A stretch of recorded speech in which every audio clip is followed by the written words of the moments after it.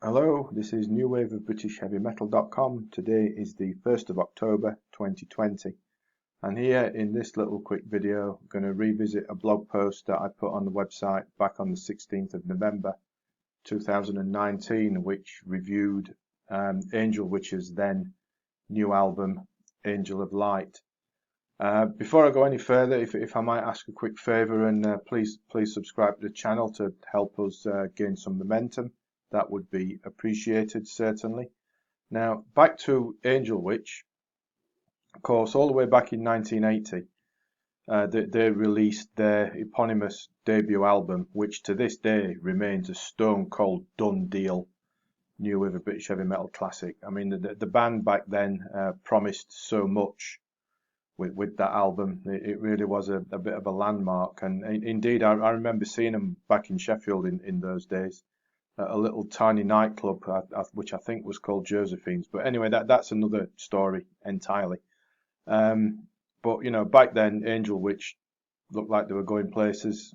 You know, that debut album is remarkable, but again it didn't work out for them. But now spring forward a few decades, and Angel Witch come back with Angel of Light, and it's a fantastic album.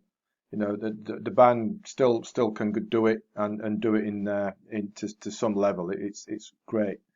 Kevin Hayborn, one of the original members, is still there, and the lineup is put together for this album is really tight. I mean, Angel of Light is a monster release, make no mistake.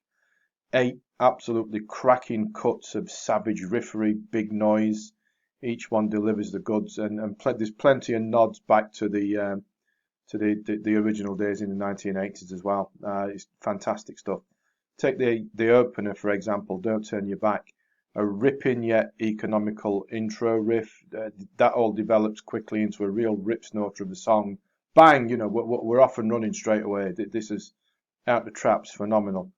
Then we've got Death from Andromeda, another huge riff with a darker feel to it, and it's hellish catchy as well too. Speeds along like a horse race out the stalls, and it's got a really furious solo from Hayborn, and tongue-in-cheek lyrics as well. It's quite fun. We Are Damned adds to the momentum. The Night Is Calling, I suppose, could be called a ballad, but it's really not. I mean, just listen to it and then wait for it to take off. It's tremendous. Condemned and Window of Despair give us more of the same about that, and then the closing duo of I Am Infamy, which is extremely powerful, and then arguably for me the standout track of the whole album, the closer, Infamy. 7-minute piece or so of really heavy metal controlled savagery. Brilliant stuff. You know, Angel Witch could have traded on their name and the nostalgia effect, I suppose, by just going through the motions and phoning it in, but there's no hint of any of that here. Angel of Light is fresh. It crackles and sparkles throughout, right from that first note to the last. It's fantastic stuff. This shows that, you know, the new wave of heavy metal remains relevant and influential, and you know, what an old crew like Angel Witch produced stuff like Angel of Light. It's fantastic. I would encourage you to buy it, whether you remember Angel Witch from back then and have stayed with them ever since, like me, or you just want to discover a band on top form. Angel of Light, you'll love it. I'm sure you will.